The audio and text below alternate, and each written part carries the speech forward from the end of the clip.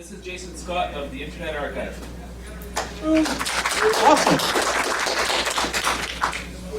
So I can see all of you, or I can see some portion of you. Is my voice fine? Am I loud? Am I good?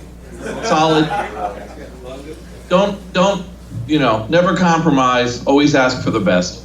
So I'm currently located about 50 miles. I'm currently located a few kilometers north of New York City. And I've lived in Boston and New York City, and I work for this place called the Internet Archive, which we'll go into in a moment, in San Francisco. So I'm kind of bi-coastal. I'll jump between the two places. One of the side effects is that people, I'll talk about like the Internet Archive in a moment, but people hear about me at the Internet Archive and they think I live out in California, and I don't. As for my Canada links, I was married to a lovely lady from Etobicoke for 10 years. So I spent an awful lot of time up in Toronto, and I had a wonderful time. Don't worry, she got the house and the cats. So first of all, okay, so some percentage of you, let me just see, so percentage-wise, how many of you have like experience with the Internet Archive?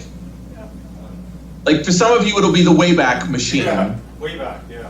Which is fine. I think that's a pretty common thing with branding, is that like the founder of the Internet Archive, whose name is Brewster Kahle, created essentially this killer app, which was he had his business was called Alexa Internet, and it was basically the shortest way to think of it was like TV ratings for websites. So you could go to Alexa and it would say, "Oh, you're the 100th most browsed website. Here's your trending." So like that was important analytics back in the mid 90s. One of the side effects of that was that his company was scanning endless amounts of websites and archiving them to be able to look at what had changed and how much traffic there was. And at some point, he got it into his head of like, boy, we should make that available to people. That's important history. And then he sold Alexa Internet to Amazon for about $210 million. And at that point, he could have done anything, right? He could have gotten endangered species to fight to the death on an island that doesn't exist anywhere on a map and eat the winner, right? He could have done whatever he wanted, but he looked at his millions and he was like, I think I want to run a library. And so he did. He started the Internet Archive, started the work. Ironically, by mentioning the company that he sold, the actual one in my room is now going off. Good, it just stopped. So yeah, he created a thing, and I don't know why they used that name, but there you go. But the Internet Archive has been around since 1996, and at this point, I joined it 2011. So some people think I was there longer because I'm also an archives guy. Now, okay, so here's the other question. How many of you have any idea who the hell I am? All right, so let's just not play that game of like, and what's the guy with the top hat have to say? So, again, my name's Jason Scott. I worked for a variety of boring companies you've never heard of, but on the side, I ran a couple websites. One of them was textfiles.com, which is still around, which is a collection of BBS-era text files. And in doing so, I had this strange idea. All the weirdest things come from strange ideas. And it was, man, bulletin board systems had a phone number, and there were these lists. Wouldn't it be funny if we made a list of every BBS there ever was? So in like 1999, I started compiling them off the text files, and I created a list that was at first 40,000 after 2 days, and now it's up around 135,000 of like, here's the bulletin board system, here's when it was around according to the lists, and then people could submit changes to me through a form. And you would be surprised how people just think this is a normal thing that happens. And by that I mean someone will contact me and be like, I can't help but notice that the Patchwork BBS in Livermore, Kansas, you have it listed as 1989 to 94. It was 1988, sir. Like, just how like they're just assumed that I just quietly sat with the pad walking towns going, any BBSs? So the funny part was though, people started to fill this form with stories. And by that I mean they would like write like, okay, here's when my BBS was, here's the difference, here's the software. Boy, you know, I met my best friends on the bulletin board, and they would write this like 3-paragraph rant into the comments, additional comment section, until I had hundreds of these. And I was like, you know what? Somebody should make a documentary. So I just started filming for 4 years, going around the country, around Canada and the US, just filming hundreds of people. That ended up being like 205 people, tracking down pioneering folks, you know, Ward Christensen, Randy Suze, finding people like Phil Becker who did DBBS. I am shamefully forgetting his name, the Commodore Punter, my apologies, Punter. I interviewed him and he told me about Brad Templeton being involved, so I got Brad. So I got a bunch of Commodore people, I got a bunch of other people, and I created this documentary in 2005 called BBS The Documentary. Keith was in it, at least one other person in the room has been in it, a bunch of people are in it. I think if you swing a stick, you'll hit 3 people who are in it. And so this movie came out, and it was 7 episodes, 5.5 hours between them. And I was like, I guess everybody's gonna make a BBS movie, I think I'll make the last one. And this did 2 things. First of all, it really got me deep into vintage computing as a chronicling figure and as a historian. And it also kind of told me that my day job was bull crap and I really needed to stop doing that job. It was Unix administration for a no-name company. And so when they finally laid me off a few years later, just in the natural like churn, I instead said, I don't want to do that. I'm going to finish another movie I'm working on, and then I'm going to look for a job at what I'm doing. So I ended up making a movie called Get Lamp, which is the seminal documentary of text adventures. So that came out. And then I ended up going to work for the Internet Archive in 2011. Now, the archive and I have gotten together really well. Like, we're really birds of a feather, enough that some people think I founded the place or that I run it. I'm really not. I have to stress that my, the way I put it to some people is my relationship to the archive is kind of like Noam Chomsky's to MIT, which is, yes, they're in the same place, but it's not, like, I don't get to decide Internet Archive policy, and Internet Archive gets surprised by my shenanigans every goddamn day. So, moving forward, I've put over 1 million items on the Internet Archive, something on the order of hundreds of terabytes. At one point, I was 2% of the uploads, but then I started turning around and encouraging other people to upload, so I am not the largest uploader anymore. There are people putting up videos, movies, music, books, software, you name it, and it's going up on the archive as like kind of like a big mommy archive, right? And when you go to the archive, this is where my test is out, and I not, where's my, you're not, okay. Now it's not letting me, oh, see? You guys watched this, watched the mystery. You watched it actually, oh, come on, guy, come on, thing. I wanted to go right smoothly to screen sharing, and no. Nice. Anyway, so I work at the Internet Archive as what I call a free-range archivist, which was a title I gave myself, which meant whatever I do, I go off and do, and whatever I get involved in, I get involved in. Like they just like, what did you do last week, Jason?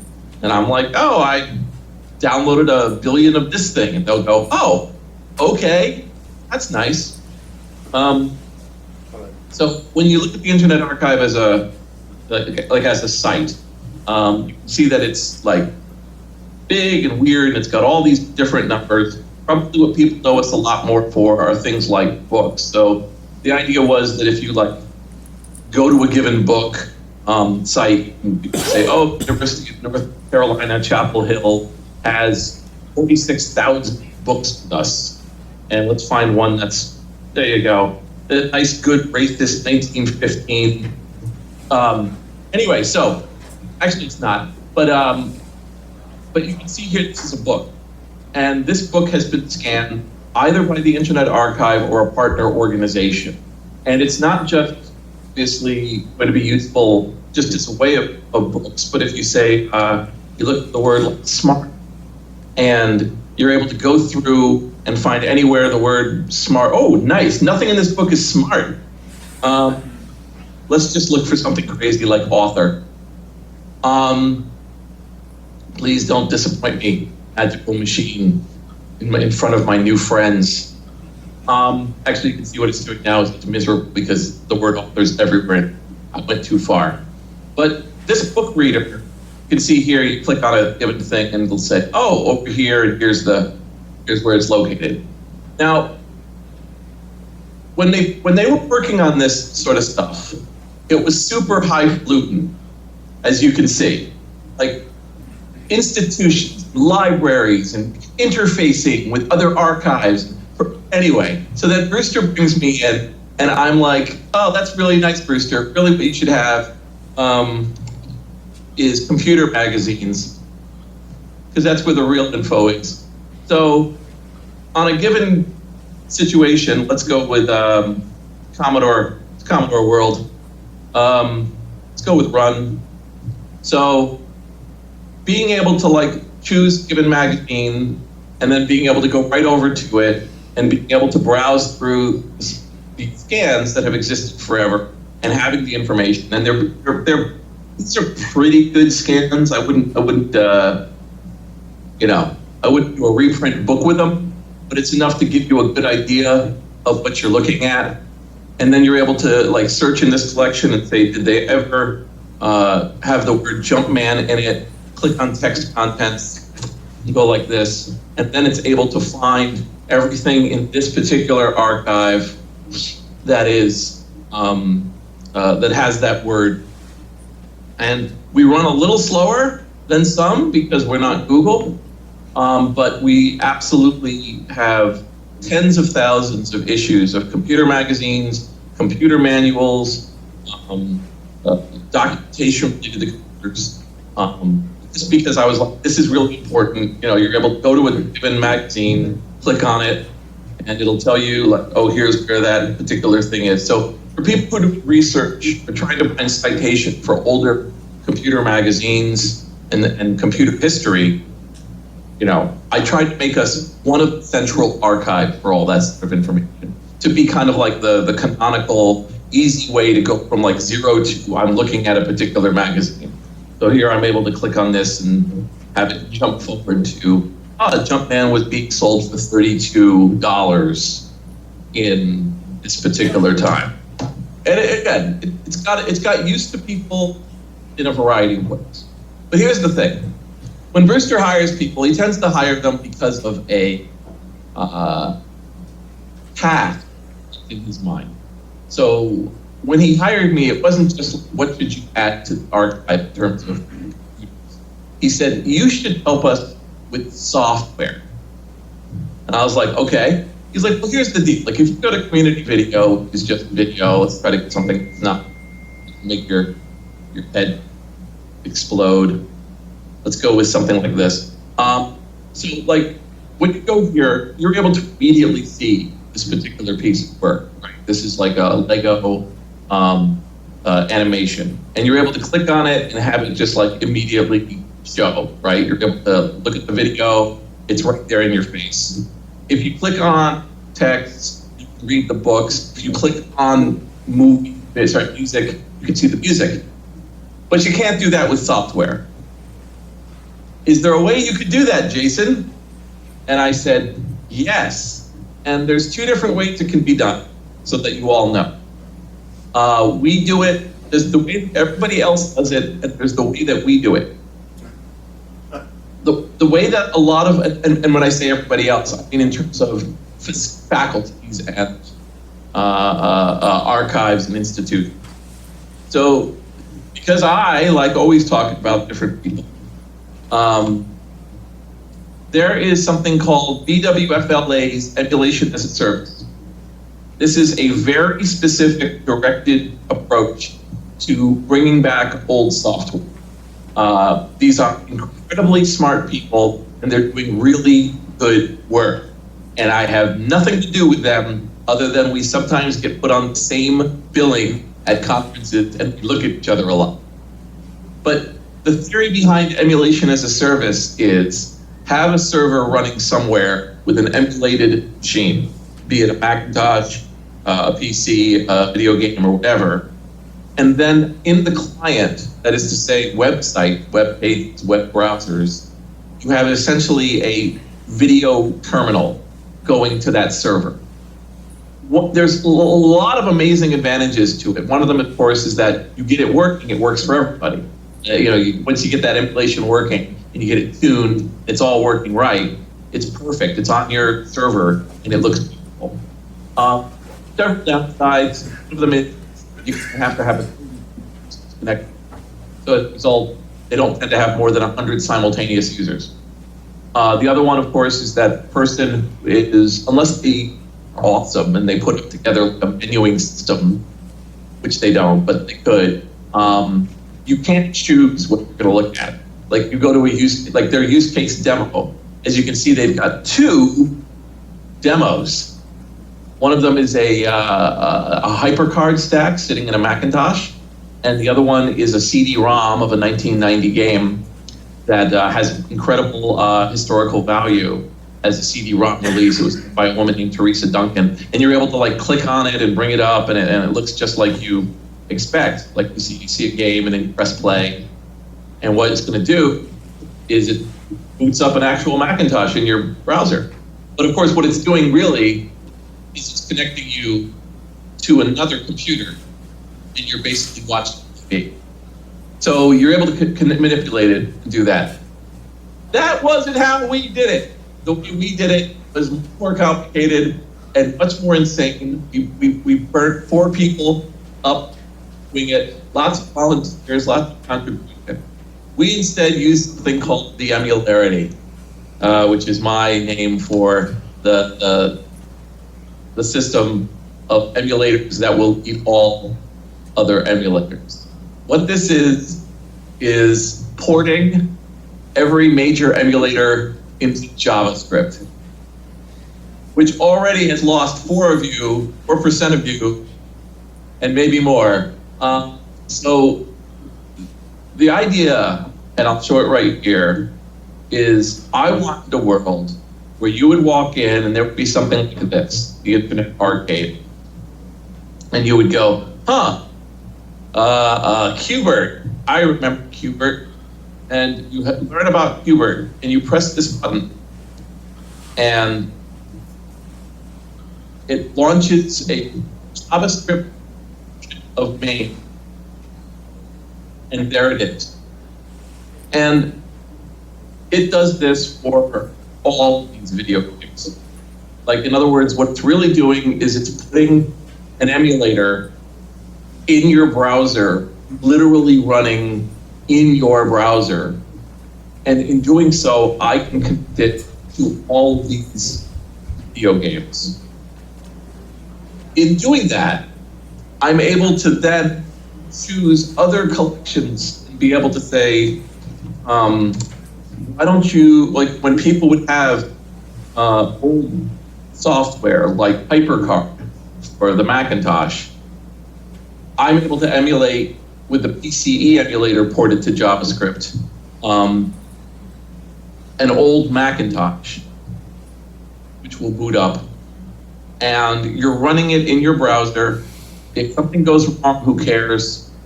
And you're able to play the thing. So it was natural over time that there was different reactions to this. The main thing for me is, like, we've had cases where there have been press attention to this emulation, and one of the side effects was 1 million people would come visit it in a day. But it didn't matter on our side. Like, it never got slowed down because it was each person bringing their own browser. But this is a Macintosh running in your browser, and it's actually running in your browser. One of the things, by the way, that lifts people out is, believe me, I've watched this. To make that menu drop down, you hold down your menu button, When you let go, it's gone. We don't do it that way anymore. And it destroys people. Like the muscle memory is insane. Everything uses hold it and then come back to, anyway. So then you're like, well, that's nice, Jason. This is a Commodore event. Did you ever get around to doing Commodore? The answer is yes. So I've put up 38,000 titles of software of the Commodore 64. To do this, a volunteer named SGO came in. Let's go with something with demo. A volunteer named SGO came in and took an old attempt to port the Vice emulator to JavaScript, and then updated it to the most recent version of the Vice emulator, which is version 3.2, and we got it running. And so if you go to the Internet Archive right now, you'll see what's basically preview.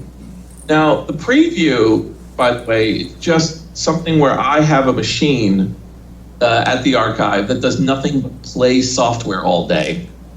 And it goes in, plays it, takes random screenshots, gets rid of redundant ones, tries to find interesting ones, and then puts them together into an animated GIF underneath the triggers. That's where that's coming from, in case you're wondering. But this is what it would happen if you, the idea being that you run into a very specific problem, which is when you have thousands of items, what are you gonna do? Like, how are you even gonna figure out, like, what's the value here versus, so I just have a machine. But it runs, right? And again, this is in every way Vice emulator. If you're able to switch between different disk images, I'm able to. I forgot what the menu, but there's the performance levels. But it is in every way the Vice emulator. It's the item. And again, there's 38,000 of these things. Okay, so the reason I did all this was twofold.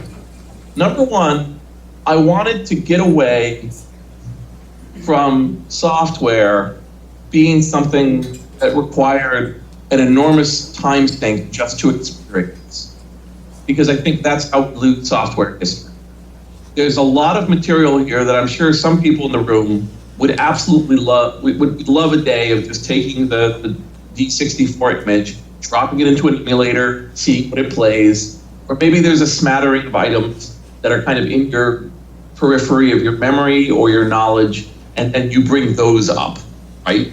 So you end up saying, well, I remember playing this game and I did that. But what this kind of access does is it is encouraging people to kind of go through all of this old software and find value and works and creations that would disappear. I mean, games are an easy sell.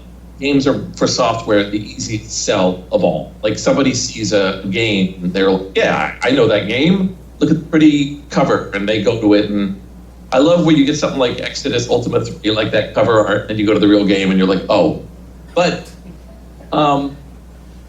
this particular ability to say, well, let me show you what I was talking about with this game, and being able to link immediately to the archives, copy, and say, okay, now you're playing it. The time from, hey, didn't you remember this? I think that somebody else used this technique back when.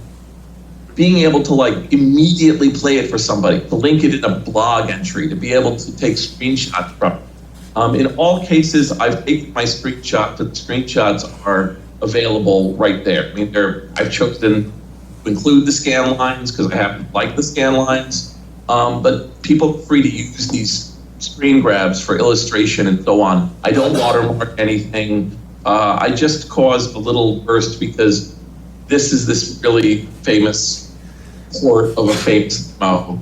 And so I put it up and said, everybody, you should try it out. And a couple hundred people come along, and suddenly they're playing this old Commodore 64 demo in their browser instantly without having to ramp up to figure out, like, well, how does this work? What does it do?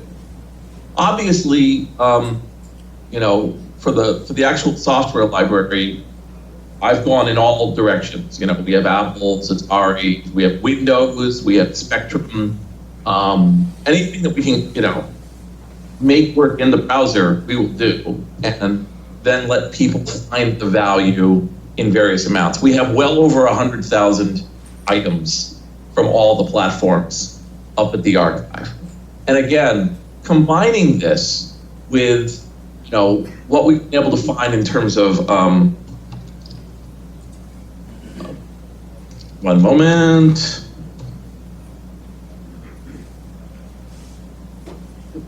So being able to do things like pull up old Commodore, magazines, like here's a Spanish language magazine called Club Commodore. Being able to make them readable from other areas. These are all collections that have the word Commodore in them. Pretty much all of them are really actually Commodore. And so a lot of Italian magazines, magazines that even someone who considers themselves a connoisseur might not have access to in an easy way. I mean, you can certainly always, and I'm sure there's people in this room who have built up hard drive collections of I have every PDF, I have every ROM, I have every version of this.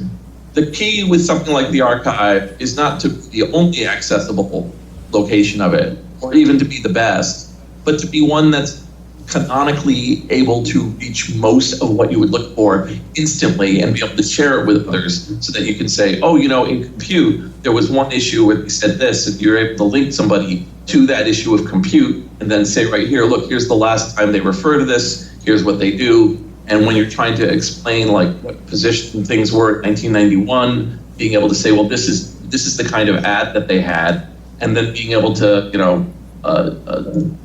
zoom in, as they say, and being able to look over and say okay, this is what they were shooting for. We don't know, obviously, in the present, everything that has value going forward. And so, the fact that these two appear in this kind of an ad, maybe down the line, Sid Meier is I have nothing to do with covert action. I don't even know what that is. And you're well, here's a citation. Or being able to pull in what these two models were, or this portrayal of planes.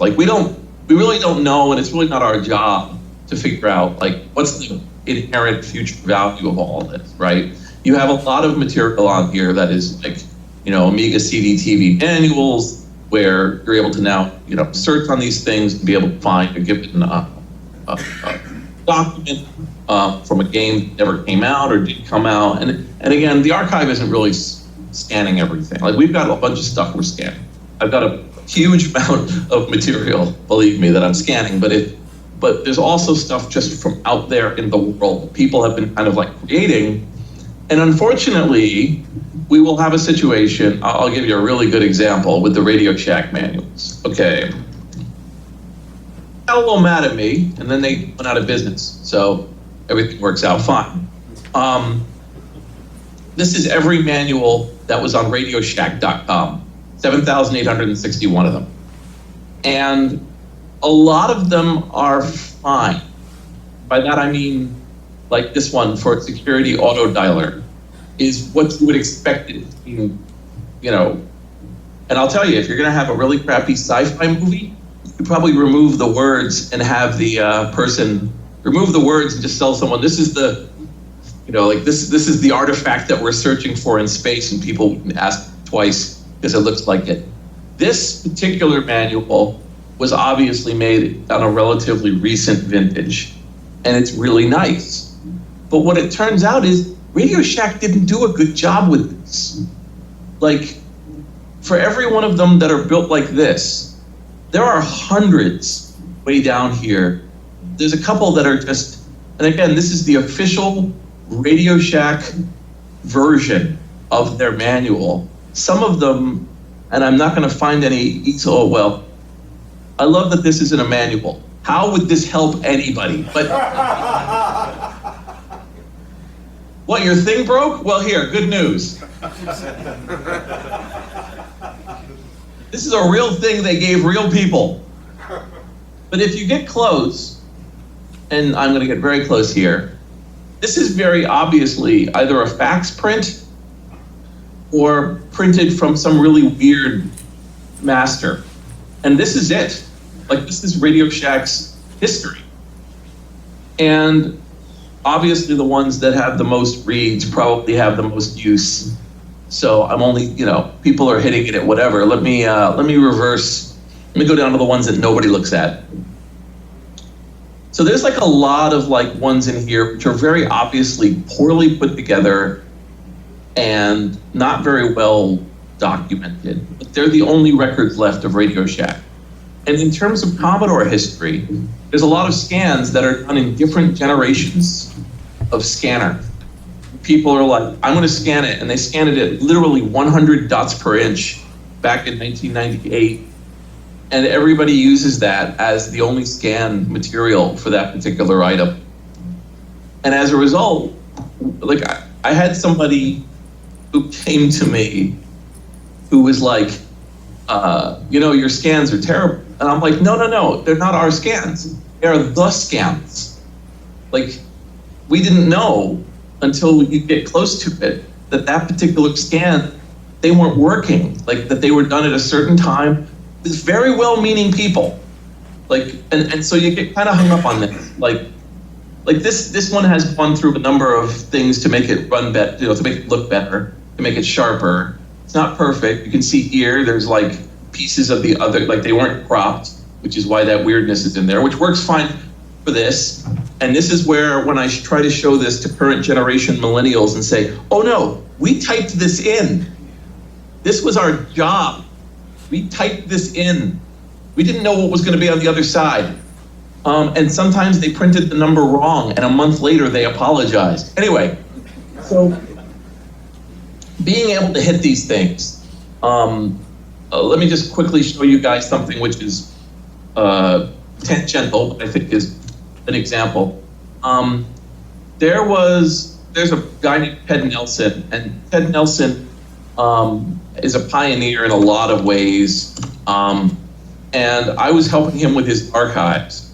And he had several boxes from 60s through 90s of junk mail that he had just kind of stored away and forgotten about. And it was thousands and thousands of them. And I said, we should really take this and we should scan them. And so that's what we did. And so these are very weird things, because Ted didn't seem to have any specific anything. Like, he was like, oh, is it about military or computers or industrial processes or whatever? Fine.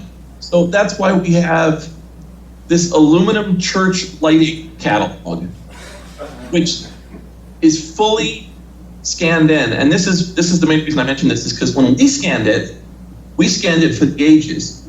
So we went nuts. So as you can see, if you need to have a 600 dot per inch scan of this thing, we can do it, right? If you needed to do something, this little slow moving scan for your documentary to show how meaningful the prices of the lights were. And Ted I don't think Ted had a lot of things associated with Commodore, but the point to me is more that, like, we went back in 2018 and we're scanning, there's a few, where he went to different places and things you could buy and so on, where this group, the new group, so this is like announcements for the disk drive coming out. And again, this being scanned at DPI, I don't know how much it affects anybody, but then you get stuff like that. That's pretty cool. Can I do this and not get? There we go. Anyway. Woo. That's a little close. There we go. So I'm a big fan of having like really high quality scans and material, but not throwing out what people did before, just making it accessible. And by the way, just in case anyone was wondering, we do have Amiga, because why not? So we definitely, went out of our way to make sure that that emulator was there as well. And again, these are all, like any one of these given items was screenshotted, which means that you're able to like go in and get a full screenshot for the purposes of illustration. Now, okay, so I've been talking for about 40 minutes about what we're doing here. So why am I bringing all of this up with you? Well, the answer is that like a lot of you, there's two different things. First of all, if you're sitting in what you think are completely unique items, and you're wondering what's going to happen with them or what should you do, you're one of the places you could talk to. We really like having being the place. People will come to me and they will say, well, I have this material, but it's like 20 gigabytes. Where are we going to host that? And I'm like, I uploaded 20 gigabytes from mistake yesterday. Like, don't worry about that. And I want to take away that concern about disk space and bandwidth. People will have materials that are in, dozens and dozens of folders, and they're like, where do I store this? Where can I have this? I want other people to see it, but I don't have hosting for it. And I'm like, we're it. Feel free. Feel free to scan it, 600 dpi. We'll generate derivatives that are easily browsable online, but we always keep the originals. We never throw out the originals. If you go to a lot of other hosting, they throw out the original and make kind of a web-ready version, and then later down the line, we're like, oh no, we need the original MP3, we need the original MP4, or the original MPEG. We'll host it. And the other one is to people who didn't know that the archive was that involved in this kind of bizarre world, right? That you're a hosting thing. Here's one that infuriated professional archivists. One of my proudest moments. Also the archive. So we have also been scanning and putting in AOL CDs. And there's just like this emotional response people have about like, really?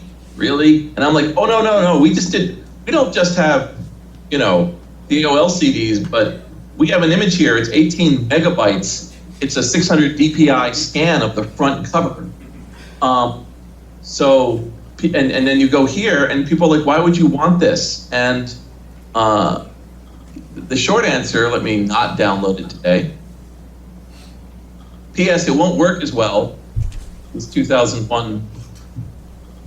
But it's actually possible to browse on the inside of ISO files at the archive.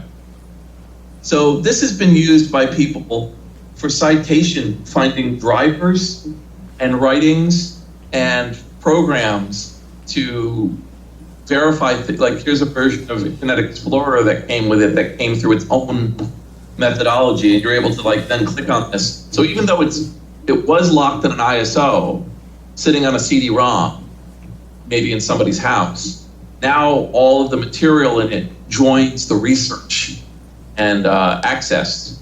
And you're able to do this with pretty much any, with a few exceptions, pretty much any ISO on the archive. It's possible to go to this and say, oh, AOL. You'll also, this is I don't know how many of you know this. So like when America Online moved to Europe, they named it AOL Europe. So it's America Online Europe. So this is AOL Europe. And it got the, and so you're able to say what was included in the America, it was just a bunch of setup files for Windows 2000, Windows 9X, Windows ME, and without I'm such a huge fan of people being able to make informed, good historical and present day work based on primary source material and making that primary source material be a matter of seconds instead of a matter of days or weeks, as opposed to having to go somewhere. I mean, I am not saying we have replaced libraries and archives. We absolutely have not. And we have not replaced physical archives. There are many things which the online experience can't match. And in the same way, having an emulator in the browser, if your machine is slow, there's a lot of web stack between you and this Commodore 64. It's gonna buzz, it's gonna click, it's a slower machine. But what it does do is it enables you to immediately realize, screenshots or otherwise, what you're looking at, and be able to say, well, what's every time, and we have done this, what's every time that we have looked up a piece of software and had it say that it was this version, and it turns out it's not. Unfortunately, most of my citations are in the Apple II community. The Apple II was sold a certain amount of money, it was pretty expensive, and there are titles that are considered to be canonical titles. And what we discovered when a bunch of us went in was that there were canonical titles everyone's heard of, for which there was no publicly accessible image of an original retail disc. That we had long ago paved over that, and it was only the hacked, cracked version. Now, on the Commodore side, things are light years better. You know, there are literally hundreds of thousands of variations. The one that blew me away was when I was setting up the 40,000 discs for the Commodore. I didn't want to put up duplicates, and they have a system in the TOSEC area for duplicates. So here's one, here's another version of it that's slightly different, that's going to call that A2, here's A3. And I was like, how many A50s are there? And there were a bunch of A50s, 50 different variations of the same program, all kept just in case there's important historical information out there. Okay. Similarly, there's one item which was Little Computer People for the Commodore 64, and I saw that there are 247 different variations. And also you get, I don't know how many of you know about the Bamiga Sector 1 find? Raise your hands. How many people know about the Bamiga Sector 1 experience? Oh, wow, okay.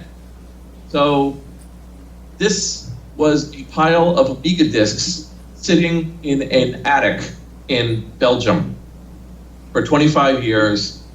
A cracking group had assembled it and then got the willies scared out of them in 1991 and then put them away and then didn't touch them.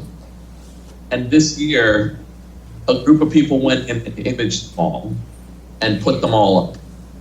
And so they were taken, they were described, their stuff was looked at, and again, this was stuff from all sorts of European groups from the late 1980s, 1990s.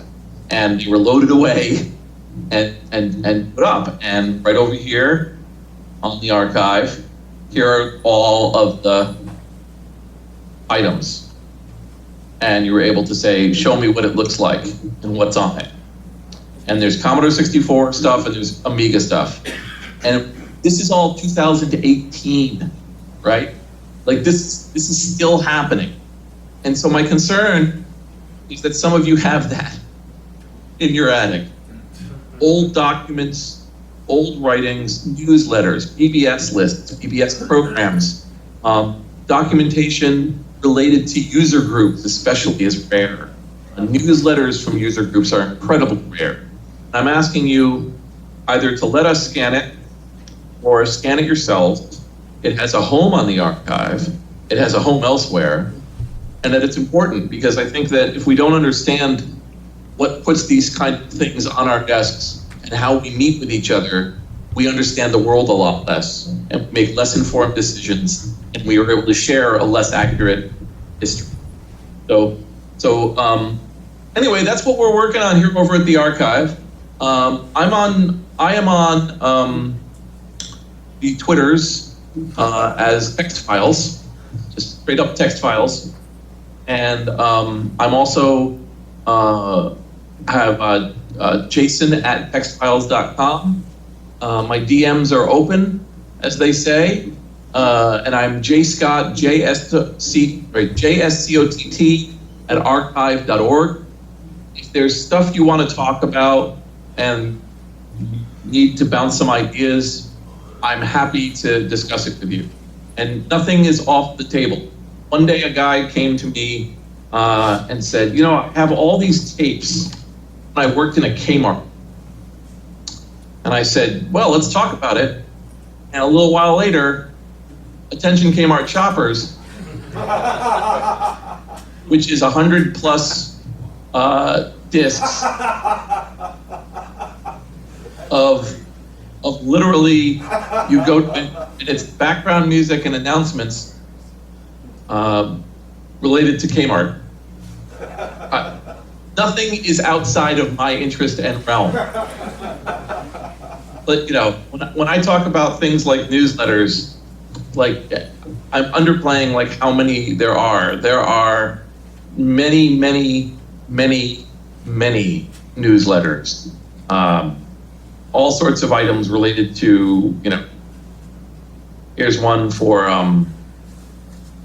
the 8-bit boosters. But as you can see here, here's 4,745 items related to all sorts of newsletters. These are the things that I'm really worried about disappearing because they had such small relative groups and they only produced like a few issues and then they would disappear.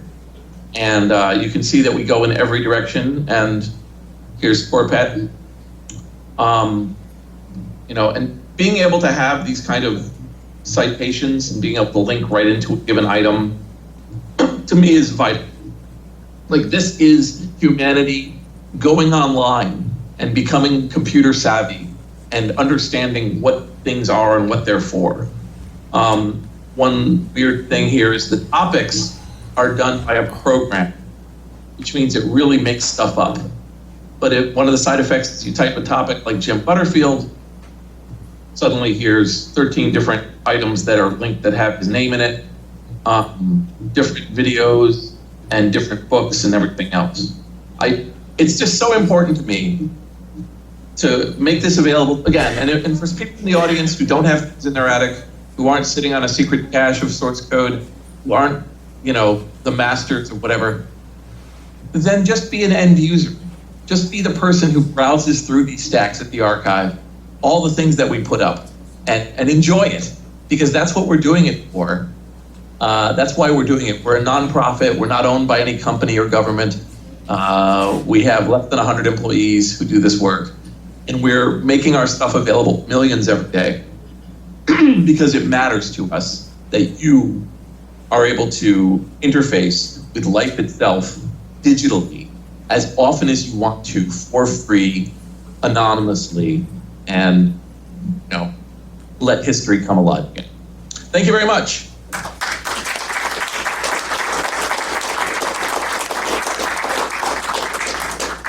Hey, great. Thank you, Jason. Can you hear me? No problem. Does anybody have any questions? Yeah, let me know and I can relay them. Do you think I'll run into copyright issues with a lot of the active content? Do you think he'll run into copyright issues is the question. It's usually phrased as, why are you not in Guantanamo Bay? Why aren't you seeing me being frog walked out of the building? So here's the deal. A lot of the archive is functioning as it's a question of like, what is a library going to be in the 21st century?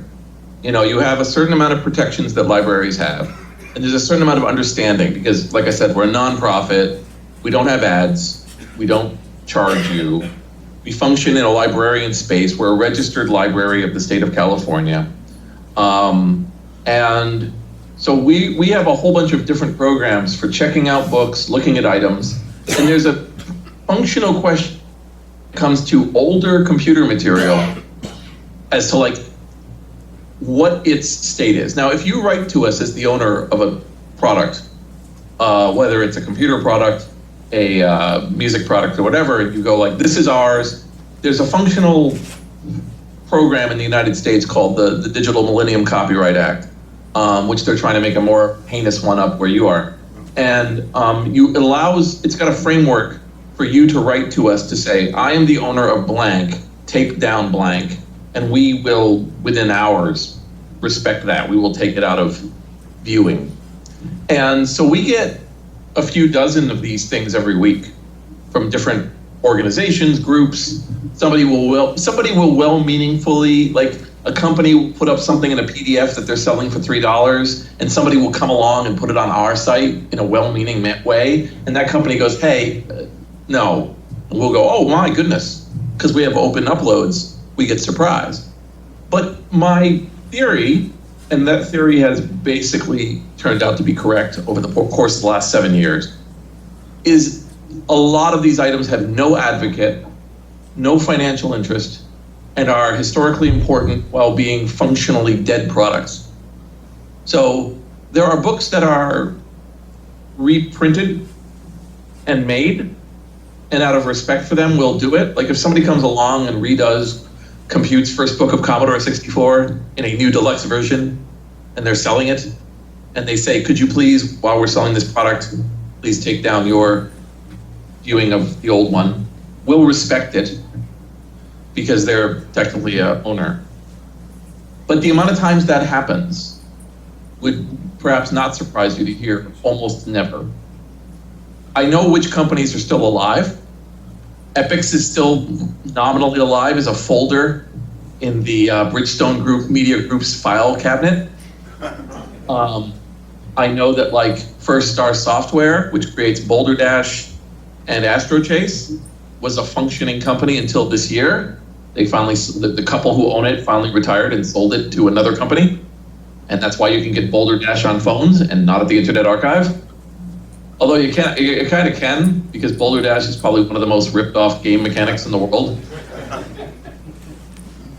I just saw like a Boulder Dash item go by on Steam, where it was Boulder Dash, but it was called like Star Crusher, and I was like, ah. But the amount of like newsletters, like user group newsletters, like this is part of why I love Ephemera. The vast majority of them, we're not exploiting them for money. We're not making a product, we're not putting up ads. So generally companies contact us, and I've had lovely conversations with lawyers from all sorts of places. My favorite conversation was, I had a conversation with Atari. Their lawyer is lovely. And then I talked to one of the owners of Intellivision, and they were like, why aren't you emulating our stuff? So we put up a bunch of their stuff. And then like a month later, they sold some of them for like a reissue. They're like, we're so sorry, they have to come down again. And I said, well, I'm keeping up the homebrew ones. And they were like, yes, you're right, keep up the homebrew. So it's not as scary. I think people are very worried sometimes that like this window is gonna smash and 9 SWAT guys are gonna come in and I'm gonna be face down looking at like other members of the family as they drag. Like that's not how the world really works. So there's a lot of ephemera, and I would very afraid for people not making important things available because they're afraid of a dormant, scared Leviathan dragging them down into the darkness. And for those people, I have an anonymous FTP job. So right now there's a hacking group. Let me see if I can even, no, I'm not gonna bring it up. There's a hacking group in the Netherlands who are scanning in, they've scanned in 40,000 old manuals, like VMS manuals and phone manuals, and they're giving them to me. And it's like 40,000 pages, several hundred items, and they're beautifully scanned, top quality scanned. I'm gonna put them up in the archive. So you'll be able to read about the PDP-11 again. Hooray. What's the second question? Oh, we're what time time for one quick one, then we have to set up for our next speaker. Okay. So a quick question and a quick answer. Change over Absolutely. Time, change over time and site maintenance. I'm thinking specifically about the web page search functionality. Internet Archive or whatever. Sure, the Wayback? Wayback Machine. Yes. Wayback Machine. Okay, It seems like 10 years ago, I would visit certain sites and I would see more GIFs, more pictures and that sort of thing. And now, when I go and visit the Wayback Machine or whatever, it seems like those items have been lost. Has there been a problem with sort of site maintenance and change over time? Sure. Okay. So first of all, the Internet Archive has never deleted anything. Not a byte. We have lost I think we have lost a gigabyte of data over the years, roughly, out of the 40 petabytes that we have.